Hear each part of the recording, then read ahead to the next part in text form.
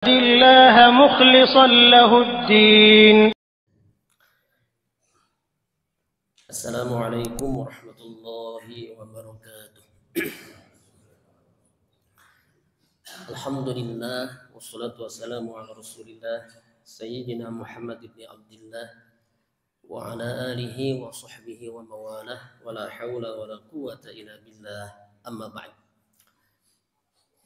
Hadirin jamaah rahimakumullah, Bapak Ibu yang dirahmati Allah, di Sayyidul Ayyam, di hari Jumat terakhir di bulan Ramadan,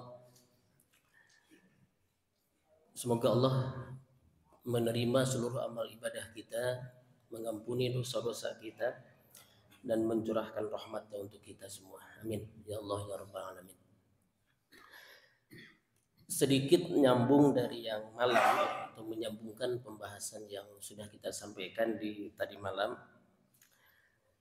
Baginda Nabi Muhammad SAW mengajarkan kepada kita di setiap pagi, hadis sahih riwayat Imam Ahmad dan Ibnu Majah. Jadi baginda Nabi itu mengajarkan kepada kita tiap pagi untuk berdoa kepada Allah. Satu doanya itu diantaranya, Allahumma inni as'aluka ilman nafi'an. Yang kedua, warizqan thayyiban. Kemudian wa amalan mutaqabbala. Sahih hadisnya. Itu tiap pagi.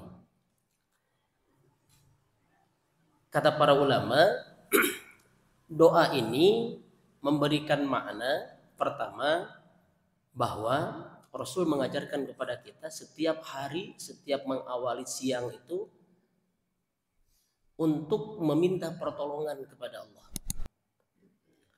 Nah, ini pelajaran yang pertama atau hikmah dari hadis tadi, bahwa kita pertama harus meminta pertolongan senantiasa hanya kepada Allah. Diawali dengan kalimat Allahumma inni as'aluka. Ya Allah, sesungguhnya aku meminta, memohon kepadamu, berarti itu pertolongan. Jadi kalau wa idas sa'alaka fas'al billah. Jika engkau meminta, mintalah kepada Allah. Jadi dulu orang-orang salafun saleh, orang-orang dulu sandalnya hilang saja satu, itu mintanya kepada Allah. Tidak punya garam di dapur, mintanya kepada Allah. Jadi pelajaran pertama, selalu mintalah pertolongan hanya kepada Allah. Pertanyaannya, ketika kita mendapati sesuatu yang kita inginkan atau terjadi pada diri kita, keinginan sesuatu, kita telah meletakkan pertama itu kepada siapa dulu? Apakah kalau kita sakit langsung cari obat dulu? Apa kita dengan mengatakan Rabbi masaniyad durru wa anta arhamur rahimin, atau Allahumma afini fi badani, ya Allah sehatkan badanku, atau minimal astagfirullahaladzim, karena boleh jadi karena dosa-dosa yang kita lakukan. Apakah semua apapun yang menimpa diri kita, kita sandarkan dulu kepada Allah atau tidak? Karena baginda Nabi, orang-orang salafun saleh terdahulu, dia selalu menjadikan permohonan kepada Allah dalam bentuk apapun itu nomor satu. Nomor satu. Jadi segala-galanya ke Allah dulu. Bukan tidak boleh kita berikhtiar ke dokter, berikhtiar ke yang lainnya, bekerja, berikhtiar, mencari nafkah. Tetapi yang menjadi poin pentingnya, minta dulu kepada Allah. Sehingga Nabi mengajarkan dengan doa tadi, diantaranya pertama memohon kepada Allah, satu, ilman nafi'ah, ilmu yang bermanfaat. Ilmu yang bermanfaat luar biasa. Bukan hanya belajar, berangkat anak-anak kita ke sekolah atau kita pun belajar, bukan hanya sekadar ingin banyak ilmu supaya mendapatkan li'ajlin das penghormatan manusia diantaranya, bukan hanya sekadar ingin mendapatkan kedudukan di hadapan manusia, tetapi semata-mata ingin bermanfaat. Ilmunya bermanfaat baik bagi dirinya ataupun dimanfaatkan oleh orang lain. Itu penting. Rasul mengajarkan kita demikian. Ilman nafi'ah, satu ilmu yang bermanfaat. Apapun bentuk ilmunya. Tidak selalu harus ilmu agama. Karena pada dasarnya semua ilmu itu murni, tergantung penggunaannya nanti. Yang ketiga kemudian pelajarannya apa?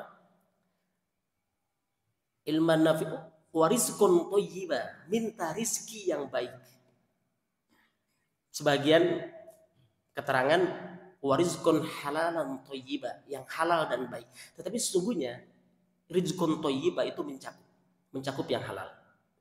Rizki yang baik. Karena kalau tidak halal tidak baik. Baik dari sisi agama atau mungkin juga dari sisi kesehatan. Rizqun thayyiba, minta rizki yang baik. Di pagi hari kita semua berikhtiar, semua kita mencari, berikhtiar dengan cara kita yang berbeda-beda, tetapi pada akhirnya yang paling penting yang harus kita dapatkan adalah rizqun thayyibah. Rizki yang baik. Yang baik akan membawa kebaikan kita di dunia dan tentunya di akhirat kelak.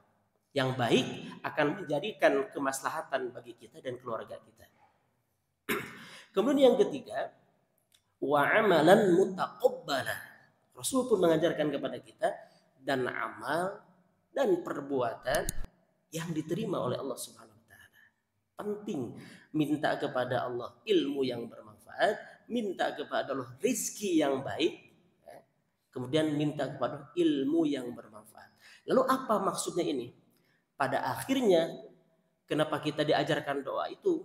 Pada akhirnya bahwa kita harus menyandarkan target kita kepada Allah. Mengapa kita harus minta kepada Allah?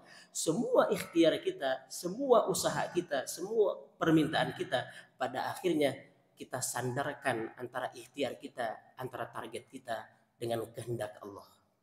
Ada kehendak Allah pada akhirnya. Dalam surah Yasin misalkan ada ayat innama amruhu idza arada apa itu? Syai'an ayyaqula lahu kun fayakun.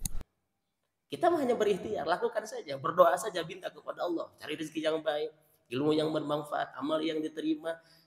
Pelajaran dari kesemuanya apa? Menyandarkan target dengan kehendak Allah, sebab pada ujungnya innama amruhu idza arada syai'a ayyaqula lahu kun fayakun. Mungkin kita ada sipulan biasa saja, tapi kok hasilnya luar biasa. Ada yang bekerja dengan seketar kebek gitu orang Sunda mah, tenaga, tapi hasilnya biasa. Nah, itulah makanya di situ nyambung dengan yang malam itu, ridho bil qismah. Sebab ada takdir Allah sebagaimana diajarkan oleh Nabi Sulaiman, hadza min fadli rabbi liyabluwani ashkuru am akfur. Semua adalah anugerah dari Allah, menguji sukses kita, diuji oleh Allah menjadi orang syukur apa kufur. Ya. Masalah dalam hidup kita pun sama, diuji oleh Allah. Tetap syukur, tetap menerima atau sebaliknya. Padahal semua juga kita diuji dengan ujian yang berbeda-beda. Mudah-mudahan Ramadan ini memberikan tarbiyah kepada kita. Karena semua kita pada akhirnya sama-sama tidak makan di siang hari, sama-sama tidak minum di siang hari, memiliki waktu yang sama untuk berbuka. Itulah tarbiyahnya. Yang itu harus melekat di 11 bulan yang akan datang. Bukan hanya sekadar bulan menghimpun pahala, tetapi bulan tarbiyah. Saya lebih condong kepada bulan tarbiyahnya. Bukan hanya sekadar menghimpun pahala. Karena itu yang lebih berkesan di 11 bulan yang akan datang. Di Ramadan ada qadar, ketentuan, penetapan, kadar, standar kita itu nanti 11 bulan yang akan datang akan seperti apa. Semoga memberikan hikmah dan pelajaran bagi kita semua, ada manfaatnya. Terima kasih atas segala perhatian. Mohon maaf kalau ada kekurangan. Akhirul kalam, barakallahu li wa lakum. Assalamualaikum warahmatullahi wabarakatuh.